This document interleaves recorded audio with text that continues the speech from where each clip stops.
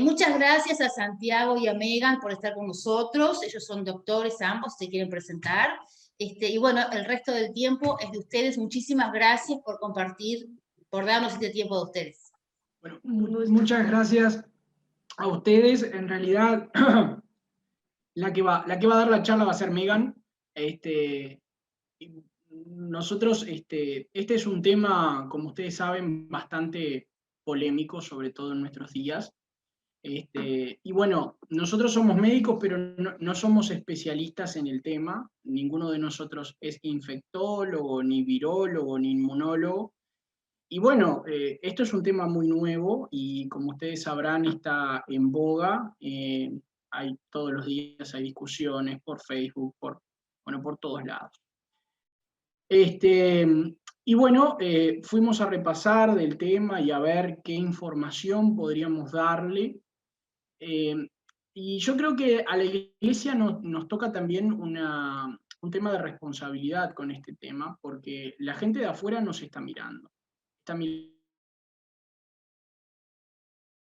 Y también en ese sentido fue mi petición expresa de que esté Darío, que es un hombre de fe, pero a su vez es un hombre de ciencia, porque él también es psicólogo, es parte del equipo de salud, porque a veces como que en este tema la fe y la ciencia como que uno piensa que van por lados distintos. Y en realidad nosotros no tenemos esa idea, nosotros sabemos que la fe y la ciencia se complementan y que si nosotros conocemos al creador de todas las cosas y al creador de la ciencia, que es Dios, yo creo que nosotros podemos entender y comprender que estas cosas van de la mano. Y bueno, la idea de esta charla es justamente tratar de que sea lo más entendible posible. Van a haber cosas que quizás no les podemos contestar, porque esto es una enfermedad nueva. Ahora Megan va a hacer toda el resumen de todo esto. Y bueno, pero sobre todo, hermanos, en este ámbito que estamos, les pido responsabilidad. Responsabilidad en lo que sale de cada una de nuestra boca. De chequear muy bien las fuentes, chequear lo que estamos diciendo, porque la gente de afuera nos está mirando, ¿sí? Y que no seamos piedra de tropiezo para otros, ¿sí? En esta área, que no es un área sencilla. La pandemia es real, la pandemia existe, se está muriendo gente, se ha muerto mucha gente, se está muriendo personal de la salud. Ayer falleció una chica de 32 años en el hospital policial, en CTI, por COVID. Hoy se murió un médico, un cirujano. Entonces, esto es real. No hay que buscarle la quinta pata al gato ni el pelo al huevo. Esto es real. ¿Sí? Y bueno, en ese sentido, presento a Megan, ella es mi esposa, es médico, está formada en la Universidad de Granada, es especialista en traducción médica, también se dedica a la auditoría médica, y bueno, está tratando de revalidar el título acá en Uruguay para empezar medicina interna. Y bueno, ella nos va a dar un pantallazo de la enfermedad, de la vacuna, de los tipos de vacuna, y que cada uno de ustedes asimile y se informe, y consulte con su médico de cabecera. Nosotros ya tenemos una posición tomada con respecto a la vacunación o no. Si ustedes quieren, nosotros les damos nuestra opinión. No estamos hablando en nombre de ACUPS, estamos hablando a título personal. Eso está bueno aclarar, ¿sí? Pero bueno, y la idea es que al final de la charla tengamos un espacio en donde ustedes se sientan libres para preguntar lo que quieran y para hablar al respecto. Bueno, mientras Megan va poniendo eso, decirles que en Uruguay, gracias a Dios, estamos en una isla que nos ha pegado poco la pandemia. La pandemia nos ha pegado de costado. 460 muertos para lo que es el mundo hoy en día, para lo que es Europa, no es nada. Sí son muertos y a la gente le ha afectado. pero eso es poca cosa. Así que me van a arrancar, que yo voy a ver quién está tocando. Bueno, vamos a ir comenzando. Voy a empezar con un breve repaso de la enfermedad, porque estamos ya muy cansados de escuchar coronavirus, los síntomas, la prevención, todo, pero está bueno sistematizar y repasar un poquito, aclarar alguna duda que pueda surgir ahí y después ya centrarnos más en el tema de las vacunas. Entonces, bueno, dentro de la medicina y simplificando muchísimo, tenemos la patología, que es la ciencia que estudia las enfermedades, y hay dos grandes grupos de enfermedades. Tenemos las enfermedades no transmisibles y las enfermedades transmisibles. Las enfermedades transmisibles también son las llamadas enfermedades infecciosas, y las no transmisibles son aquellas que no se pueden contagiar, que son causadas principalmente por hábitos de vida, por estilos de vida, por factores genéticos, por factores asociados al envejecimiento, pero las enfermedades infecciosas sí se pueden contagiar, se pueden transmitir de persona a persona y están causadas generalmente por bacterias, virus, hongos o parásitos. Entonces, como bien dice el coronavirus, el nombre lo dice, está causado por esta enfermedad, la causa un virus. Vamos a ver un poquito más sobre este virus. El coronavirus es, en realidad, el nombre técnico es SARS-CoV-2, porque existe el SARS-CoV-1 y existen otros tipos de coronavirus también. Y el SARS-CoV-2 es el virus responsable de causar la enfermedad que todos conocemos como coronavirus. El coronavirus pertenece a una familia de virus, que son esos coronavirus, que normalmente afectan a animales, pero que también pueden infectar a personas y en general causan enfermedades respiratorias, breves o leves resfríos o catarros, pero en algunos casos puede llegar a ser muy grave, como fue con el MERS en el 2012, o está haciendo esta pandemia del SARS, ahora del SARS-CoV-2. Entonces, este virus fue descubierto, fue identificado a finales de 2019 en China, y desde entonces se ha venido estudiando y no se ha dejado de estudiar. Prácticamente no hay un laboratorio del mundo que no esté estudiando e investigando sobre coronavirus. ¿Qué sabemos sobre la enfermedad? Bueno, sabemos que se transmite de persona a persona a través de gotículas respiratorias, aerosoles, por superficies contagiadas. Sabemos que por lo general tiene un periodo de incubación de 5 a 7 días, pero puede ser más largo, puede ser más corto. Entonces, un periodo de incubación antes de desarrollar la enfermedad como tal. En cuanto a los síntomas, ya los hemos escuchado, los hemos visto. Alguno capaz conoce a alguien que realmente los tuvo. Principalmente es la fiebre, síntomas de respiratorios, tos, malestar general, una sensación de falta de aire, y eso puede ir agravando y en algunas personas puede llegar a ser muy grave, causar una neumonía viral, donde prácticamente no queda tejido pulmonar que esté cumpliendo la función que tiene el pulmón, que es el intercambio de oxígeno por CO2, y eso hace que la persona no pueda respirar por sí misma, que necesite un soporte ventilatorio, que necesite ventilación mecánica invasiva, y eso tiene que ser internación en CTI. Cuando una persona interna en CTI tiene 50% de probabilidades de no salir con vida de CTI. Entonces, es muy grave cuando ingresan ahí. Y hay veces que están internados ahí durante mucho tiempo y aún así parece que va a mejorar y finalmente fallece. ¿Cómo lo diagnosticamos? Bueno, el diagnóstico es clínico y requiere de la confirmación microbiológica. Hay que confirmarlo con un test, un hisopado nasofaringeo y un PCR positivo. Y eso también estamos ya cansados de escucharlo. ¿Qué más? De tratamientos, sabemos que todavía no hay un tratamiento específico para el coronavirus. No tenemos una pastillita que podamos tomarnos cuando estemos enfermos de esto y que nos curaría. No hay un tratamiento curativo. Lo que tenemos son tratamientos para controlar y aliviar los síntomas, que en realidad es lo que pasa con la mayoría de los virus. Perdón, en este contexto, hermanos, me gustaría decirles dos cosas. La hidroxicloroquina no está demostrado el beneficio. El dióxido de cloro tampoco, ¿ah? No hay ningún antibiótico, de eso les va a hablar Megan ahora, pero hay mucha información incluso por mandatarios que han recomendado, Trump, Bolsonaro, lo que fuere, no ha demostrado ninguno de ellos beneficio contra el coronavirus.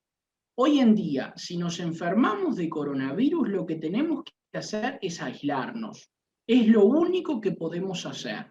Y vuelvo a reiterar, si te da una neumonía grave, te empieza a faltar el aire y te tienen que internar en CTI, tenés 50% de chances de salir vivo y 50% de chances de salir con las patas para adelante. Es así de sencillo y así de claro. No importa lo que tomes, no hay ningún comprimido que prevenga la infección por coronavirus. Por favor, no tomen detergentes industriales. Por favor, se los pido, hay una comunicación del Ministerio de Salud Pública en países como Bolivia, hubo intoxicaciones masivas con dióxido de cloro. Es un detergente, es como el agua Hane, por favor. ¿Sí? Me gustaría puntualizar, y perdón, Megan, que te haya interrumpido, pero no tiene cabida, por favor. Tampoco cura el cáncer el dióxido de cloro ni previene el cáncer. Otra de las cosas, por favor, hermanos. Se los dice un médico con las manos en el corazón. Bien. Como no tenemos un tratamiento, lo que tenemos que hacer es prevenir, evitar contagiarnos, evitar llegar a tener la enfermedad. Con eso, todas las medidas que estamos cansados de escuchar, de que nos dicen que tenemos que usar el tapabocas, que hay que lavarse las manos. ¿Por qué hay que usar el tapabocas? Por ese método, la forma que se transmite el virus. ¿Por qué hay que lavarse las manos? Porque lo podemos contagiar por las superficies. ¿Por qué hay que mantener las distancias? Porque esas partículas de gotículas respiratorias no pueden atravesar, no quedan flotando eternamente en el aire, caen después de un tiempo. Si tenemos el tapaboca, evita, si hay una distancia, no le vas a salpicar inconscientemente a la persona cuando estornudes, cuando tosas, cuando hablas. A todos nos ha pasado ese momento incómodo que estás hablando y sin querer se te escapa un poquitito de salivita y eso es lo que va contagiando. Por eso las medidas que están recomendadas, y para esto sí está demostrado, la ciencia y la evidencia demuestra que eso sí es útil en prevenir y funcionan estas medidas. Destaco de esta diapositiva lo que dice es importante mantenerse informado, por supuesto, pero confiando solo en las fuentes oficiales.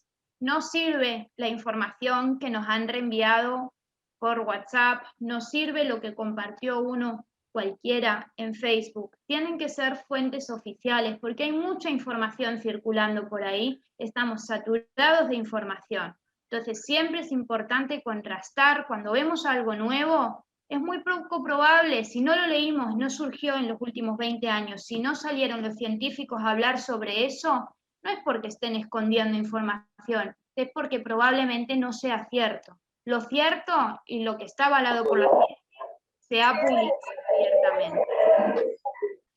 Entonces los virus dependen del animal o la persona a la que hayan infectado para poder mantener y replicarse y continuar infectando a las demás células. ¿Por qué? Dependen de la maquinaria, todo el sistema de cada una de nuestras células es cuando es infectada por el virus, es lo que permite que el virus se siga replicando. Ahí pueden leer brevemente ese ciclo que cumple un virus cuando entra en una célula. Inserta su ácido nucleico, su material genético, que puede ser ADN o ARN.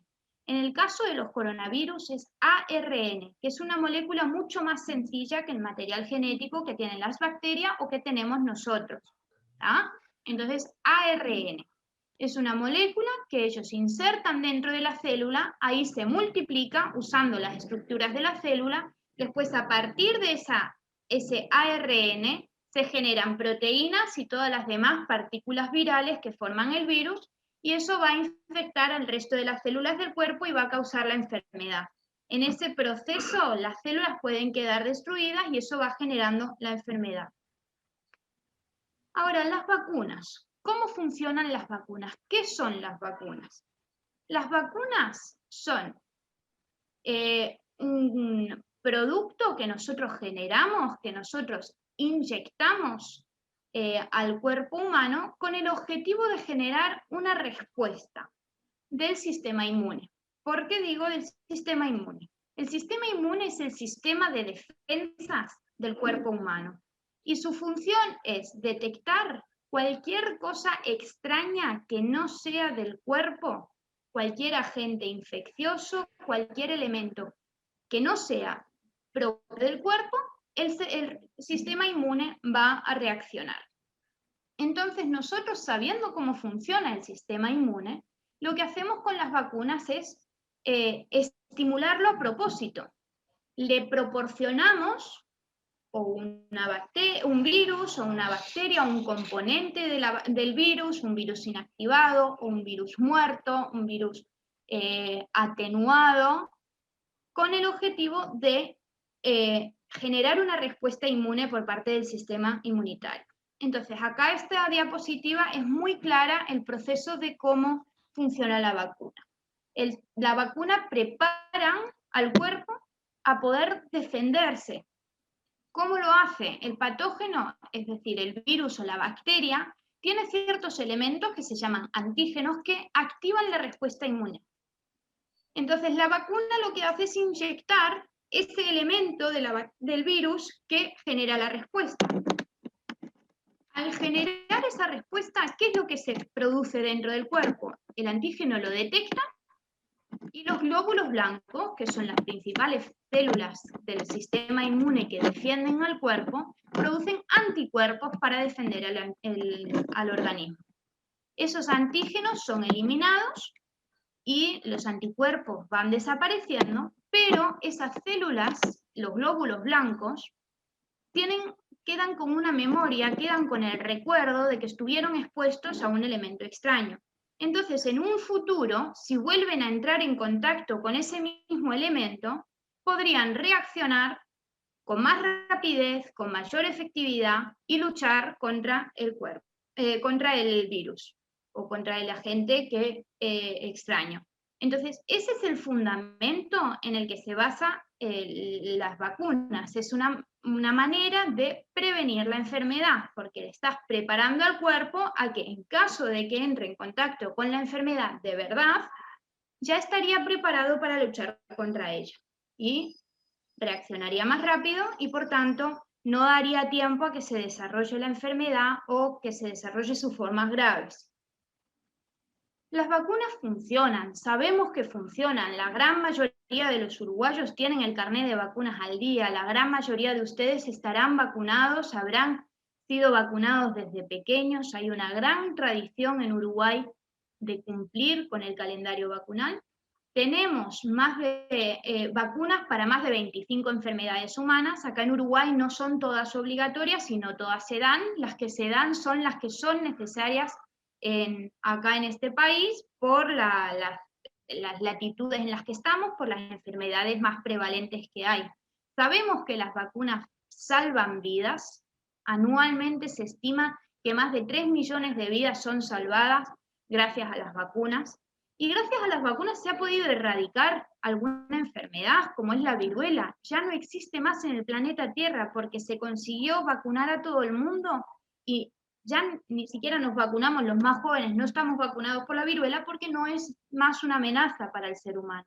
La segunda enfermedad que estamos a punto de conseguir la erradicación es la polio. La poliomielitis antes causaba estragos como esos nenitos ahí en África que se ven, que esas enormes deformaciones, ahora ya no se ven más. Acá queda en algunos países de África y se está haciendo gran campaña para lograr erradicarla también. Entonces sabemos que las vacunas funcionan. El tema de las vacunas para el coronavirus sabemos que genera muchas dudas y muchas preguntas y es por eso que queríamos organizar y participar de esto, porque creemos que es importante poder aportarles un poco de información de qué es lo que ha pasado en este último año, el 2020 y principios del 2021, y digo, aunque llevemos un mes, porque está pasando todo rápido. Desde el 2019 que se descubrió, todo se ha ido centrando en el coronavirus.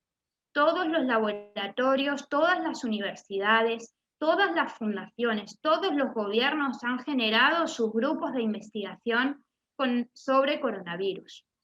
Entonces, eso es lo que ha permitido que muchas cosas hayan ocurrido a un ritmo que nunca antes se había visto, porque nunca antes se había invertido tanto dinero, tanto tiempo, tantos recursos, tantos acuerdos internacionales, tanta colaboración para poder sacar y obtener resultados. En el caso del coronavirus, estamos viendo que, se identificó a finales del 2019 en China. En menos de 15 días tenían totalmente estudiado, identificado molecularmente, es decir, toda la secuencia que forma el material genético del virus para poder entenderlo. Tuvimos toda la secuencia que nos explica cómo son sus formas para poderlo entender, y toda esa información es lo que permite después ir entendiendo cómo actúa, el tiempo que dura, cómo se transmite, y permite desarrollar las vacunas.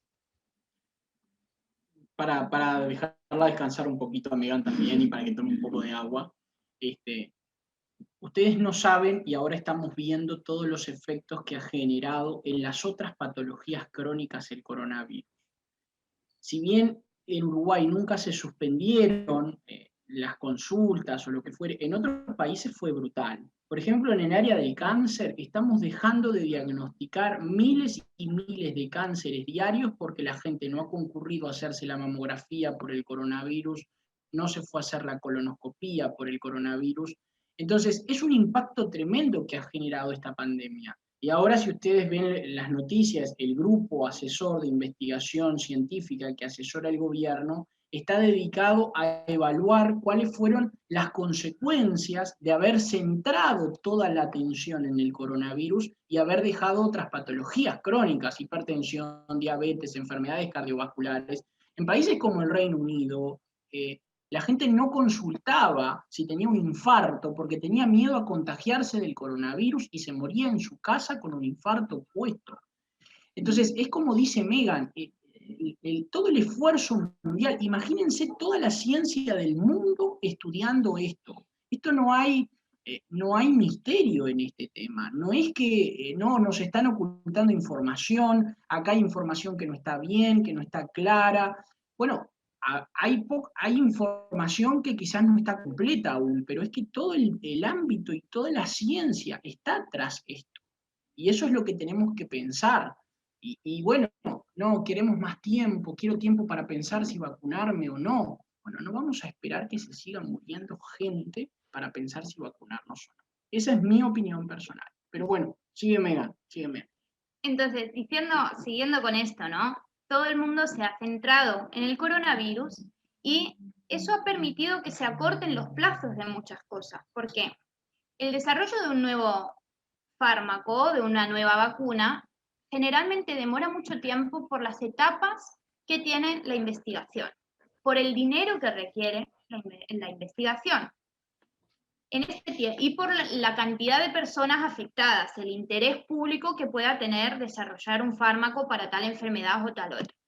En este caso, tiempo, personas y dinero no han faltado, porque todo el mundo estaba dedicado a esto, toda la plata iba para esto, y el interés está claramente, es un motivo muy grande de tratar de sacarlo lo más rápido posible.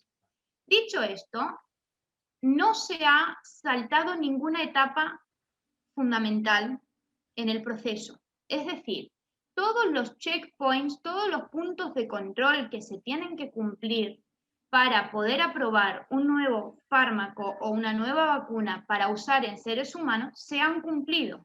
Hay organismos internacionales y locales en cada país nacionales que se encargan de velar por el cumplimiento de las normativas, de la ética y todo el proceso para asegurar la seguridad y asegurar que lo que se está haciendo bien. Y eso todo es es lo que se llaman los ensayos clínicos. Los ensayos clínicos se van desarrollando y se plantean, generalmente hay que conseguir un montón de permisos para hacerlo, se inician, tienen distintas fases. En el caso de las todos los puntos se han cumplido, pero se ha podido hacer mucho más rápido que en otras ocasiones, precisamente por el número de personas involucradas, por el dinero y por todas estas cosas. Entonces, las vacunas COVID. ¿Qué sabemos y qué información tenemos de las vacunas COVID? Las vacunas, de momento, hay dos grandes tipos de vacunas. Tradicionalmente, las vacunas estaban formadas por lo que aparecía anteriormente en una de las diapositivas, por virus inactivados, por virus muertos, por virus atenuado o por partículas virales que eran capaces de generar una respuesta, ¿tá? Y esas son la forma tradicional de desarrollar vacunas y cómo se han venido haciendo hasta ahora y cómo son los distintos de vacunas que tenemos en el mercado para otras enfermedades. Ahora, con todo lo del coronavirus, se ha conseguido autorizar dos vacunas, que son la Moderna y la de Pfizer, BioNTech, que son vacunas de RNA mensajero. Y esto es una cosa novedosa, es la primera vez que se genera una vacuna contra un agente infeccioso con esta tecnología, pero eso es algo que se viene estudiando. Yo estuve haciendo una búsqueda en la literatura científica y se viene investigando desde finales de los 80, con una gran explosión en todo el proceso en los últimos 10 años, y en los últimos 5 es cuando más se ha centrado en esto. O sea, no es algo que se le ocurrió a uno el año pasado en enero y para marzo teníamos una vacuna de esto. No. Entonces se viene investigando durante mucho tiempo, pero ahora se ha conseguido llevar a cabo para la vacuna del coronavirus. Bueno, entonces, volviendo a lo que decía Megan, estas vacunas que están a la izquierda que estoy señalando tienen el mismo mecanismo de acción que las vacunas tradicionales que recibimos. Usted cuando se va a vacunar o va a vacunar a su hijo recién nacido contra el tétanos, o cuando se va a operar y les exigen la antitetánica, usted no pregunta, ¿cuál me va a dar, doctor? ¿La de marca de Johnson & Johnson o la Sinovac? Usted se vacuna. ¿Ah? Y después, esta es la nueva tecnología que dice Megan, que ahora les va a explicar, que es de RNA mensajero. Yo he escuchado estos días a un político diciendo que esto va a alterar el ADN. Es imposible, porque ahora les voy a explicar por qué, y no existe ninguna vacuna, hermanos, que genere cáncer. No existe. ¿Ah? Lo único que las vacunas pueden hacer es prevenir el cáncer, y de hecho se usan en el cáncer de cuello uterino. ¿Ah? Sí hay que tener cuidado con las vacunas cuando se tiene alguna enfermedad autoinmune, alergia, artritis reumatoide, o se es alérgico a algún componente de la vacuna. ¿Ah? Simplemente eso. Bien, entonces estos son los dos grandes tipos por lo que sabemos. De momento, acá a Uruguay van a traer la Sinovac, que es es el virus inactivado, y después se va a traer la Pfizer BioNTech, que es de RNA mensajero. Y también a través de la Organización Mundial de la Salud se les ha otorgado a Uruguay una cierta cantidad de dosis, creo que son 172.000 no sé cuántas dosis, de la AstraZeneca, ¿tá? Que también está desarrollada con el mecanismo tradicional. Entonces, ahora, lo que creo que genera más dudas y más preguntas es este tipo de las vacunas nuevas, ¿no? Las vacunas del RNA mensajero. ¿Qué es esto del RNA mensajero? Bueno, ¿se acuerdan lo que explicamos antes del material genético del virus, del coronavirus? Es el RNA, ¿ah? Y de RNA hay distintos tipos, uno de ellos es el mensajero. ¿Y en qué se diferencia este tipo de vacuna de las otras? Bueno, en vez de inyectar el virus completo, el virus inactivado, el virus muerto, o inyectar una proteína de virus, lo que hacemos en realidad es como volver en el proceso biológico un paso más atrás. Y lo que inyectamos es solamente el material genético, una partecita del material genético que codifica, que tiene las instrucciones para la célula generar una proteína del virus. ¿Por qué esa molécula para esa proteína? Porque se ha visto que esa proteína es principalmente a lo que reacciona el cuerpo. El cuerpo, el sistema inmune, lo que detecta es esa proteína que es la llamada proteína S del coronavirus, y el cuerpo reacciona a eso.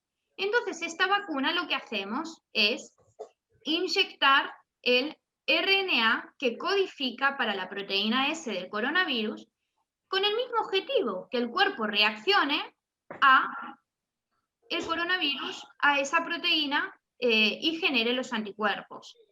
Lo que tenemos acá es, en la imagen de la derecha, representa una célula. Y cuando el virus, o en este caso el RNA, entra en la célula, donde entra es en el citoplasma, que es toda la partecita que está en clarito, en azul claro, más blanquito. Ese es el citoplasma.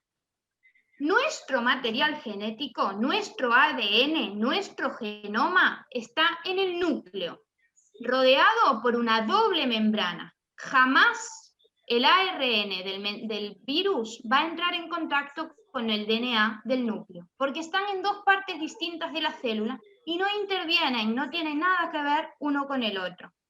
El RNA va a usar los mecanismos, de la célula para generar esas proteínas, y después el cuerpo producirá los anticuerpos como con cualquier otra vacuna. Esa es la diferencia. Después el proceso de desarrollo, todas las cosas tienen muchas ventajas, que eso lo entiende realmente la gente que se dedica a trabajar con vacunas y a desarrollar vacunas, pero lo que indican los expertos es que realmente el mecanismo de producción es muchísimo más rápido y mucho más seguro para el personal de laboratorio, porque no estás trabajando con un virus, no tienes riesgo de infectarte con el virus inactivado o el virus muerto, sino que estás trabajando genéticamente con un laboratorio, con el material genético directamente.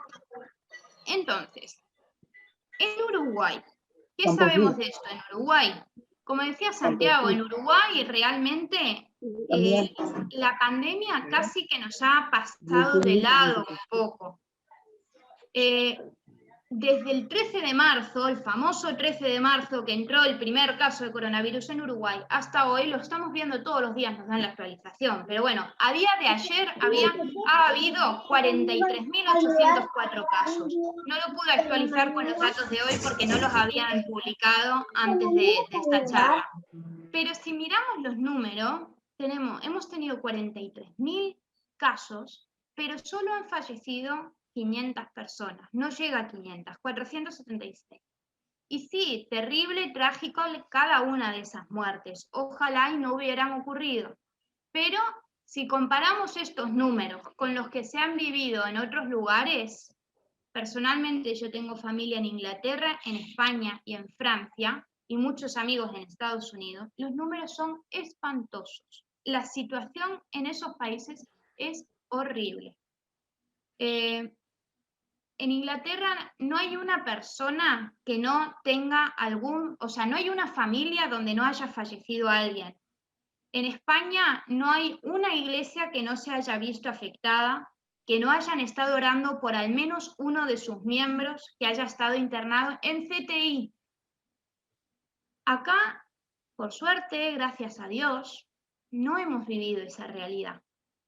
Y eso también creo que ha generado que mucha gente acá en Uruguay como que diga, ¿para qué tanto? ¿Por qué las vacunas? ¿Por qué tantas medidas?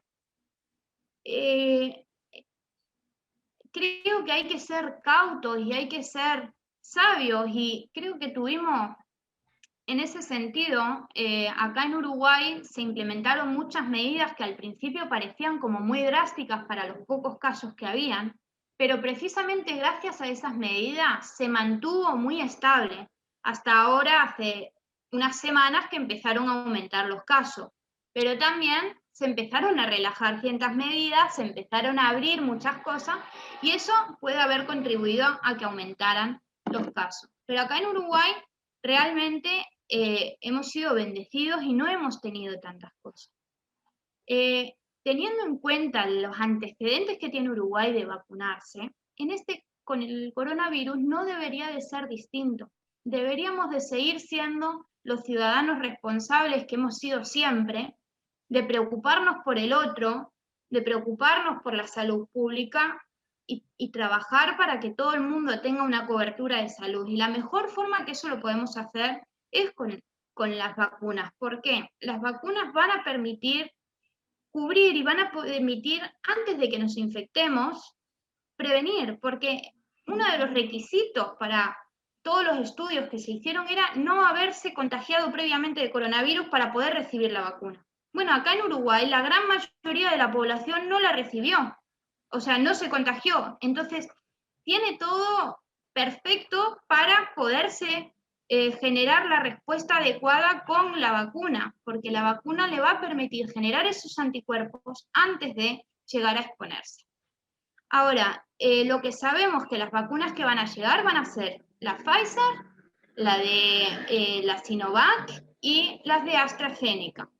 Y también sabemos que, aunque van a ser útiles, van a tener un periodo de tiempo mientras se va vacunando todo el mundo. Todavía se está viendo a quién se va a vacunar primero, a quién se va a vacunar después. Entonces, en ese tiempo todavía va a ser necesario seguir usando la mascarilla facial, seguir manteniendo las distancias físicas y una higiene de mano, y todo eso es muy importante todavía. Otra de las cosas que a mí me gustaría puntualizar es que el hecho de que alguien esté vacunado no quiere decir que no vaya a contagiarse de coronavirus. A veces el hecho de estar vacunado es para prevenir justamente las formas graves de coronavirus, que son las que pueden matar. El hecho de que un individuo esté vacunado no quiere decir que no vaya a tener coronavirus. Eso es importante recalcar. Y otra de las cosas, la comunidad científica del Uruguay está muy preocupada por dos cosas. Queríamos las vacunas, bueno, las vacunas están y vienen, pero sin embargo hay una encuesta que ha demostrado que solamente el 44% de la población se vacunaría. Y eso es muy preocupante, porque muchísimo beneficio de las vacunas se da por el efecto rebaño, es decir, lograr un 80% o más de la vacunación, para que los pocos que no se quieran vacunar por H o por B, o porque no puedan, porque hay gente que no se puede vacunar, o porque es alérgica a alguno de los componentes de la vacuna, o porque tiene alguna enfermedad autoinmune de base, y según lo que explicó Megan, las vacunas lo que hacen es estimular la reacción del sistema inmune. Entonces, siempre, lógicamente, antes de vacunarse, usted tiene que asesorarse con su médico de cabecera. Eso es así. Pero lo que queríamos dejar en claro es que tanto la Sinovac como la de AstraZeneca tienen el mismo mecanismo teórico del que funciona en el resto de las vacunas. La única nueva es la Pfizer, pero quiero dejarles en claro que no tiene nada que ver con la modificación genética, y usted después de vacunarse no le va a salir un brazo nuevo. Quédese tranquilo. En ese sentido, quédese tranquilo. ¿Megan?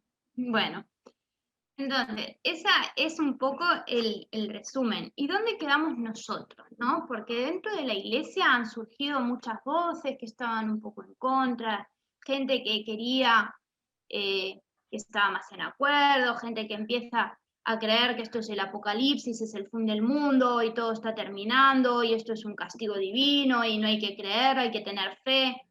Vamos a centrarnos un poquito y decir, sabemos que Dios es soberano y que Dios tiene el control de todo lo que ocurra, pandemia de por medio o sin pandemia. Dios sigue siendo el mismo y la pandemia eso no lo cambia. El que haya un nuevo virus circulando por el mundo, o ahora varios por las mutaciones que están surgiendo, no quita que Dios sea soberano y que sigue teniendo el control. Y tampoco el hecho de saber que, bueno, va a llegar un día en el que no habrá más enfermedad, tenemos esa esperanza futura, como nos habla el Apocalipsis, de que sí, que llegará un día que Dios se llevará todo dolor, todo llanto, y sabemos que Cristo murió por nosotros y que Él llevó sobre sí nuestras enfermedades. Todo eso es cierto y la pandemia no lo cambia. Ahora, también es verdad que la Biblia nos dice que en el mundo tendremos aflicción, tendremos enfermedades, sufriremos enfermedades, y el hecho de que esas pasen no es que Dios sea más ni sea menos Dios. Ahora, tenemos un llamado a obedecer, en primer lugar a Dios, pero también entre esas ordenanzas que Él nos deja en su palabra está el someterse a las autoridades. Desde el principio, acá en Uruguay no ha habido casi ninguna normativa que sea sí o sí obligatoriamente hay que hacerlo. Siempre se ha tratado de animar a la población, apelar al sentido común, apelar a la responsabilidad cívica y no se ha obligado a nada. Y esperemos que no tengamos que llegar a ese punto como en otros lugares donde sí se han limitado, hay toque de queda, hay cuarentena obligatoria, no pueden salir del pueblo, no pueden salir a otros lados. Entonces, acá todavía las autoridades nos están dando muchas libertades y debemos de someternos a ello. Y ser responsables. Y ser responsables. Hay un versículo en Proverbios que a mí me gusta mucho, que dice, atended el consejo y sed sabios y no lo menospreciéis. Creo que en tema de salud, entra mucha gente a comentar que no sabe. Y vivimos en una sociedad en el siglo XXI donde científicos, médicos y expertos, muy expertos en la materia, salen a hablar y comunican y hacen un esfuerzo de comunicación y trabajo para comunicar y aconsejar a la población. Pero por algún motivo, muchas veces la gente prefiere escuchar a la vecina de enfrente y su opinión antes que lo que digan las autoridades en la materia. Entonces, a mí me parece que tenemos que ser sabios, tenemos que escuchar el consejo y no menospreciarlo. Y el consejo que viene de la gente que tiene que dar el consejo, ¿no? Cumplir todo esto, usar la mascarilla, optar por decirle a la gente no quiero juntarme porque se nos ha pedido que respetemos las distancias y que no nos juntemos si no es necesario, no es tener falta de fe, no es dudar de la capacidad de Dios de sanarnos.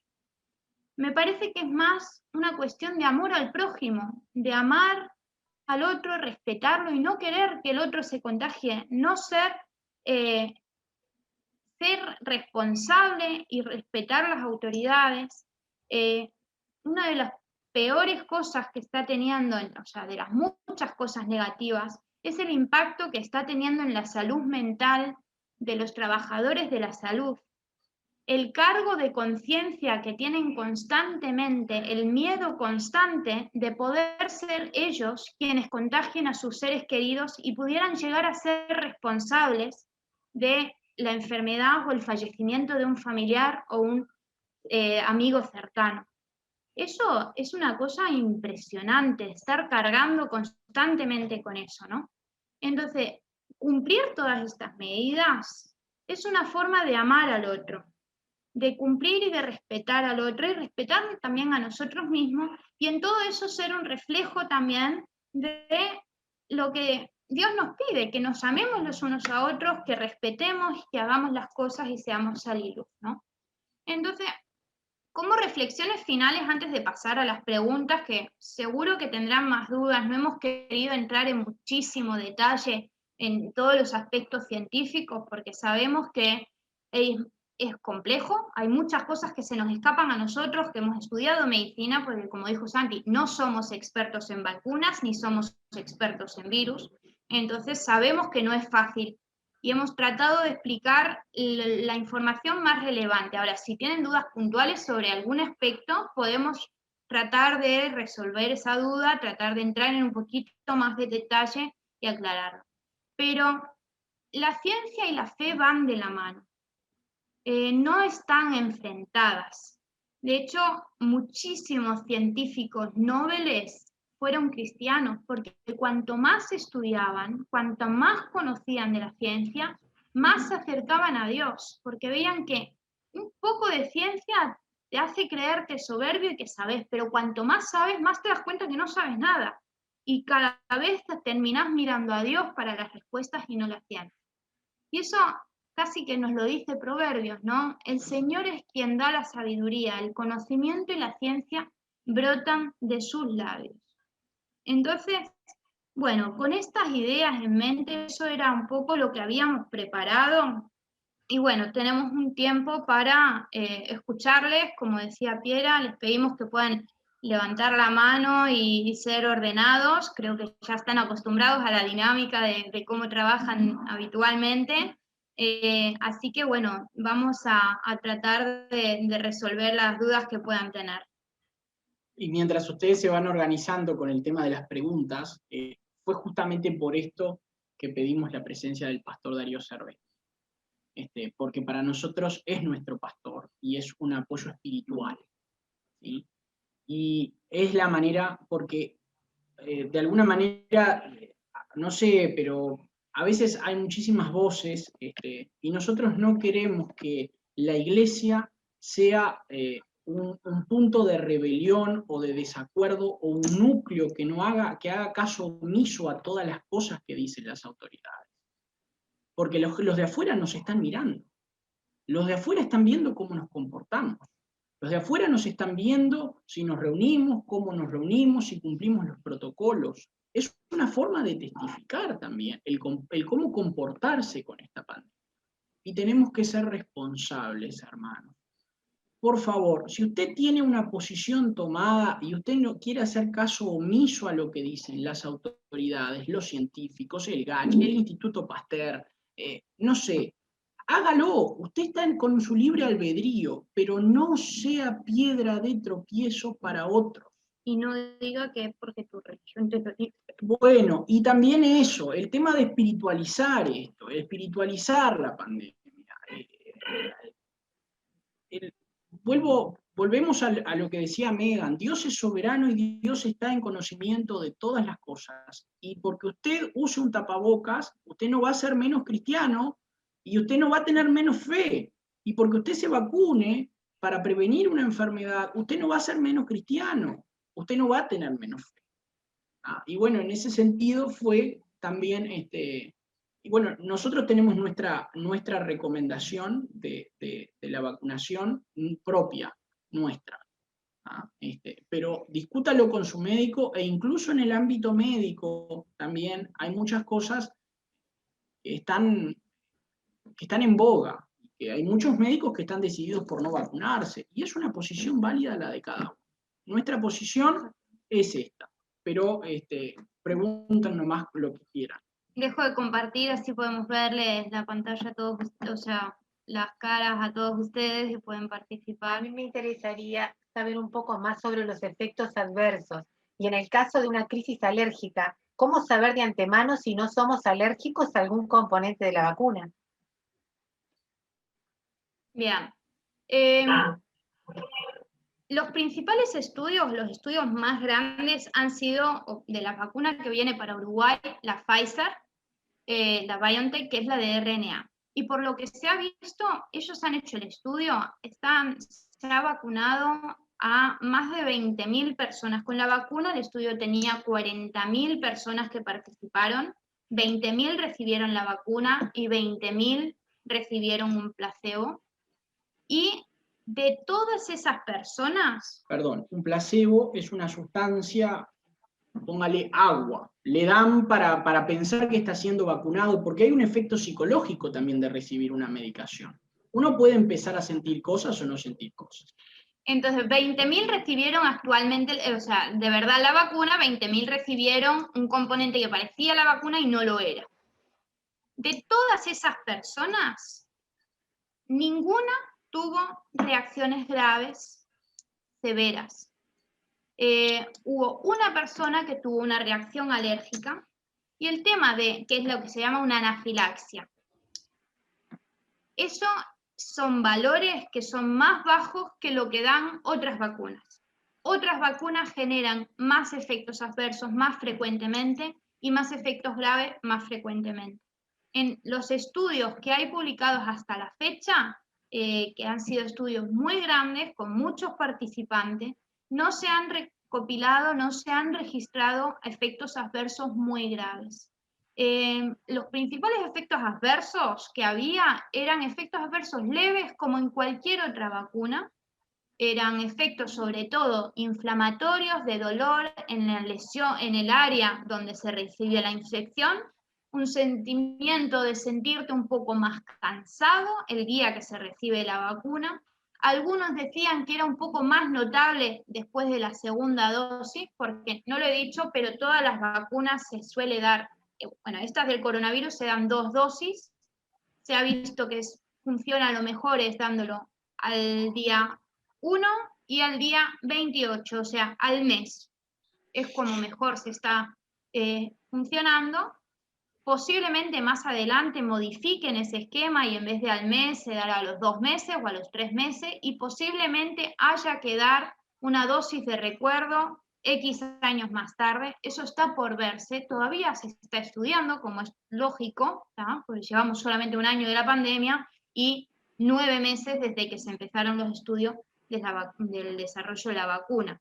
Entonces, de momento no hay registrado datos de efectos adversos graves. Y en la pregunta, la segunda parte de cómo saber si vas a ser alérgica, realmente con la anafilaxia no hay manera de saberlo. De la misma manera que una persona que resulta ser alérgica al pescado no lo sabe hasta el día que come el pescado y hace una reacción, ¿tá? Eso es un efecto propio del cuerpo que reacciona de una manera desproporcionada, pero no hay manera, no está vinculado ni con la dosis ni con el componente, sino que es una cosa propia del individuo y no hay manera de anticiparse a eso. No, lo que les iba a decir es que, lógicamente, si saben que son alérgicos a algo o a alguna vacuna o al componente de alguna vacuna, lógicamente que tienen que consultar a su médico previo a darse cualquier tipo de vacuna. Eso es así, eso está en la tapa del libro. ¿Ah? O sea que si saben que son alérgicos a algún tipo de componente de alguna vacuna X, bueno, consulten al médico de cabecera, de confianza, a ver si la vacuna que se le plantea o que se le ofrece no tiene ese componente. Eso es lógico. Y otro contexto de lo que preguntaba Raquel es las personas que tienen enfermedades autoinmunes, ¿ah? Que son artritis reumatoide, lupus, tiroiditis de Hashimoto, otro tipo de patología autoinmune. Bueno, esas personas también tienen más riesgo de hacer una reacción exacerbada del organismo, porque recuerden que la vacuna lo que hace es estimular al sistema inmune. ¿Ah? Esas personas también tienen que hablarlo con su médico previo a darse la vacuna. Eso es en la tapa del libro y queremos que quede claro. ¿Ah? No sé si quedó respondida la pregunta. Sí, muchas gracias.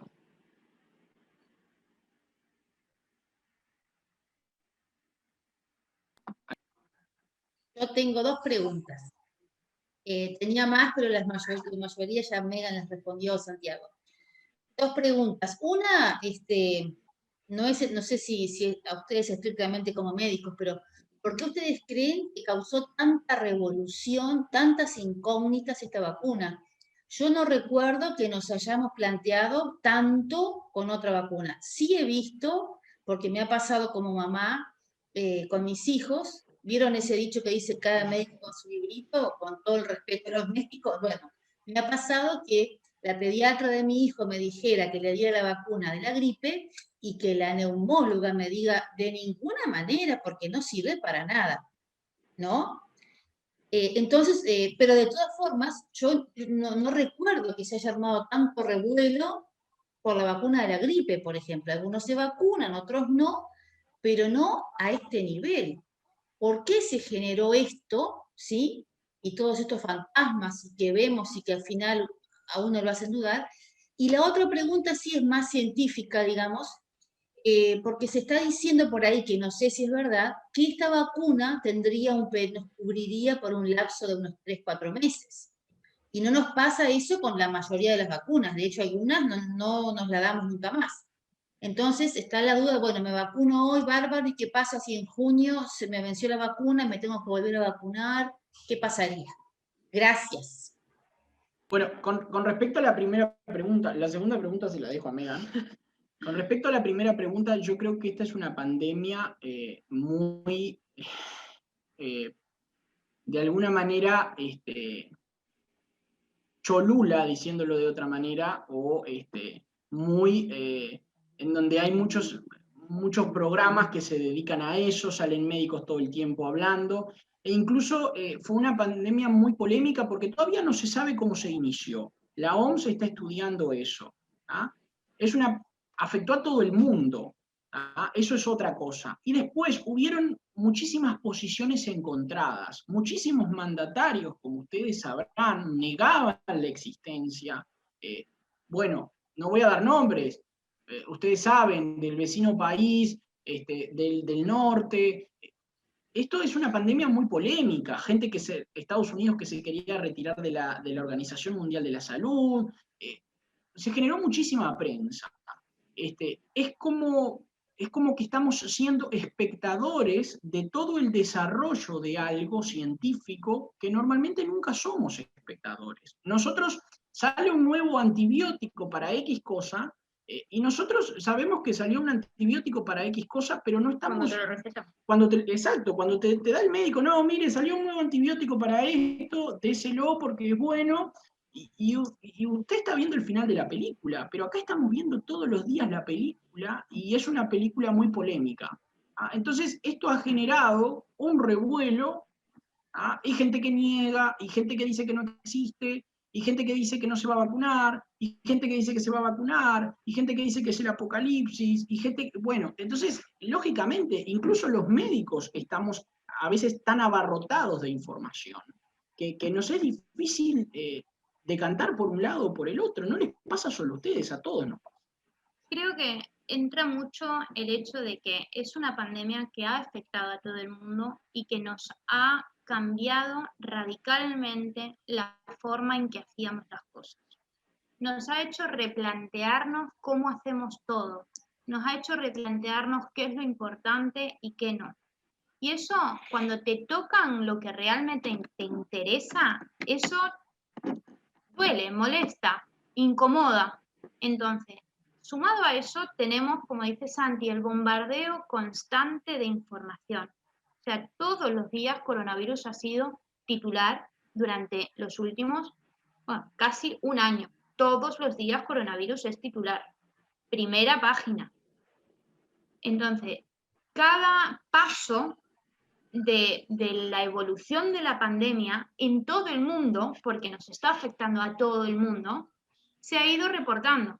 Se detecta el primer caso en China, se detecta el primer caso en Europa, se expande en Europa, se consigue la secuencia, podemos estudiar la secuencia, laboratorios empiezan a desarrollar vacunas, vacunas empiezan a probar la vacuna en humanos, paran los estudios porque parece que puede haber un efecto grave. Ah, no, resulta que el efecto grave no tiene nada que ver con la vacuna. Se resumen los estudios, continúan investigando, se publican los resultados. Parece que la eficacia es mejor o peor que lo que... Entonces, todo el tiempo hemos estado siguiendo todos los datos. Ahora, ¿por qué tenemos el problema o la información? ¿Por qué nos dicen que puede durar 3 o 4 meses? Bueno, los datos, los estudios normalmente se siguen durante un periodo mucho más largo que por cuestiones de tiempo, por cuestiones de mortalidad que está teniendo el virus, por cómo ha puesto el mundo patas arriba o paralizado la actividad económica, social de todo el mundo, no se ha podido esperar 5 años a ver cuánto tiempo dura. Entonces, los datos que tenemos a día de hoy nos muestran, y para cuando los han publicado, y el proceso de publicación de los datos sigue siempre un proceso muy riguroso, y la publicación es algo que normalmente demora tiempo, bueno, en este caso se ha acelerado también. Entonces, en vez de tardar un año en publicar los resultados de su estudio clínico, lo han publicado a los 2 meses. Entonces, los estudios de la Pfizer empezaron en marzo empezaron a probar en humanos en mayo, le dieron la segunda dosis en junio, y después tenemos el tiempo de junio para acá, viendo los resultados, y publicaron en octubre, noviembre, salieron los resultados de la efectividad del virus.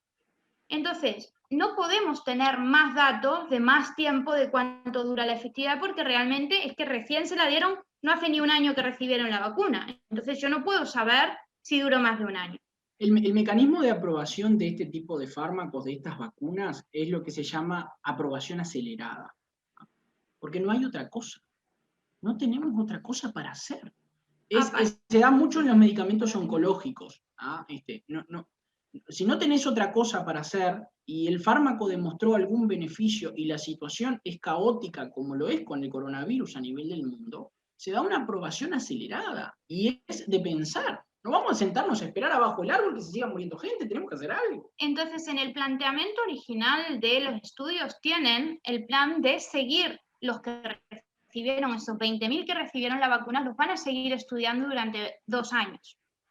Ahora, el planteamiento original lo han tenido que modificar. ¿Por qué? Porque esas 20.000 personas que no recibieron la vacuna, la tienen que recibir, porque se ha demostrado que la vacuna es muy efectiva en prevenir la enfermedad. De esos 20.000 que recibieron la vacuna, solamente 8 tuvieron coronavirus. Solamente 8 de esas 20.000 personas se infectaron. Eso es lo que nos dice la efectividad esta del 90 y tanto % que tiene la vacuna.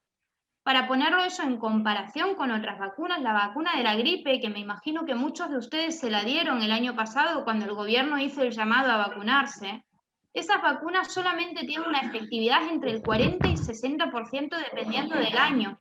Esas vacunas se tienen que ir haciendo anualmente, se van desarrollando, porque el virus de la gripe va mutando y va cambiando. Entonces hay que desarrollarla anualmente y por eso hay que dársela todos los años, porque el virus no es exactamente el mismo.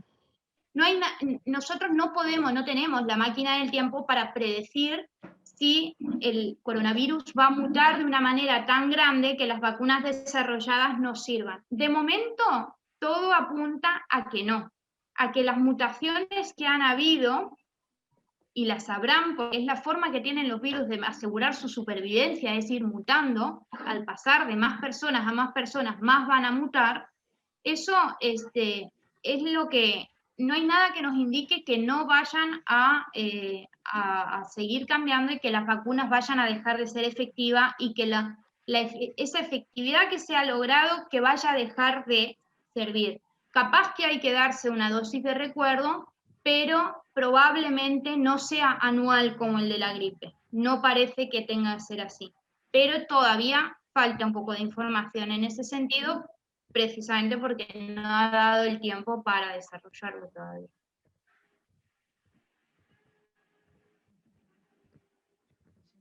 ¿Alguna otra pregunta? ¿Una más? ¿Podemos hacer, si quieren?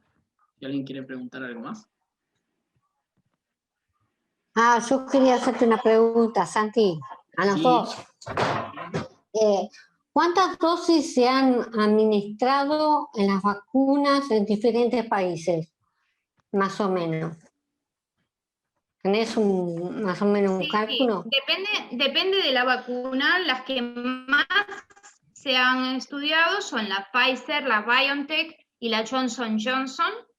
De esas, la que va a venir para Uruguay es la Pfizer, y es la que tiene más de 40.000 personas en los estudios clínicos, pero después ya han seguido vacunando, ya hay varios países que han aprobado para su uso, han autorizado su uso y ya se ha empezado a vacunar a la población general. Un ejemplo, Alice, es Israel. Israel tiene un plan de vacunación enorme, ¿tá? Y está siendo muy exitoso.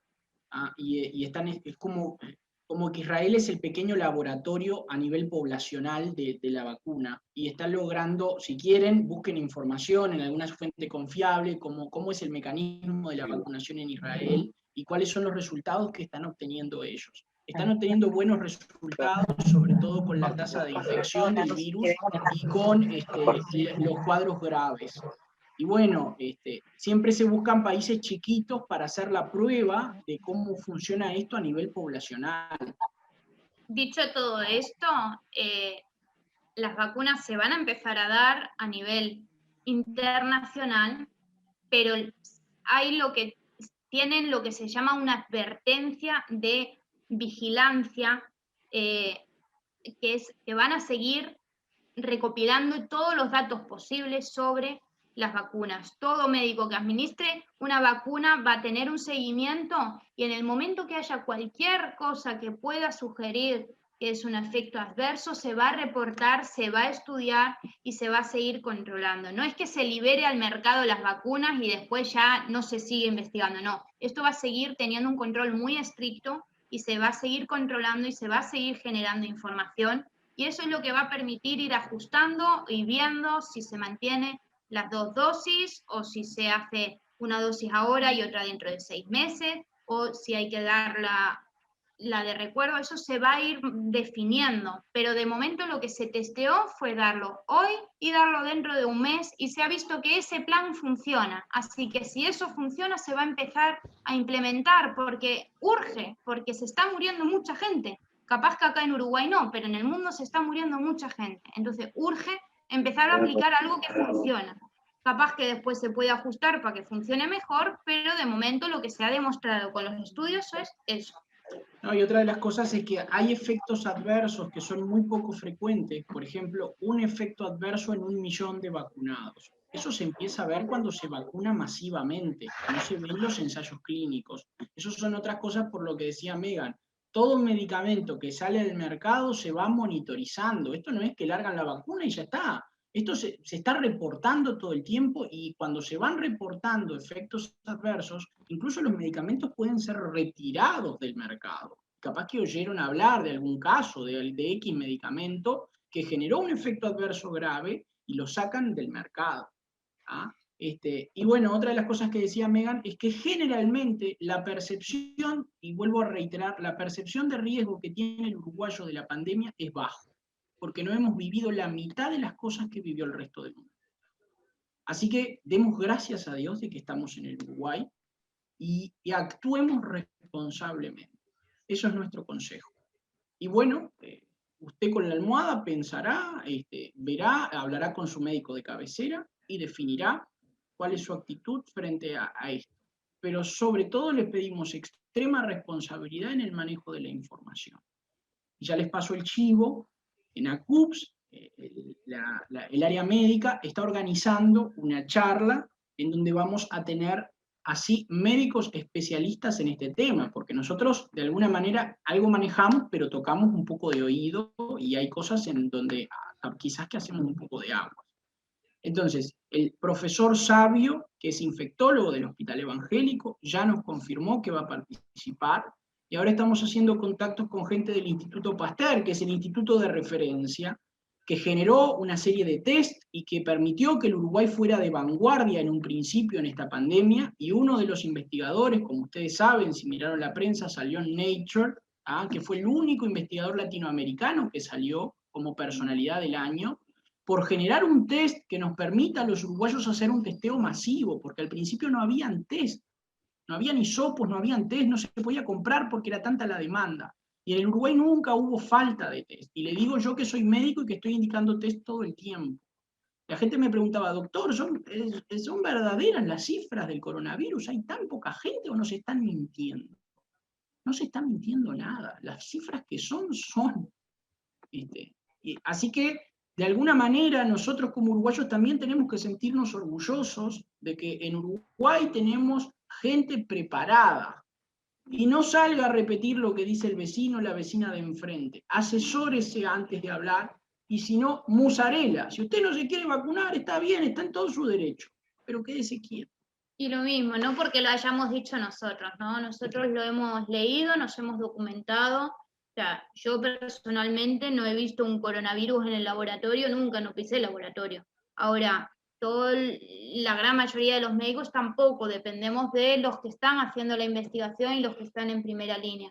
Entonces, la información está disponible, hay que saber entenderla, hay que saber interpretarla, saber dónde buscarla, no es cualquier uno que sabe dónde está todo, ¿no?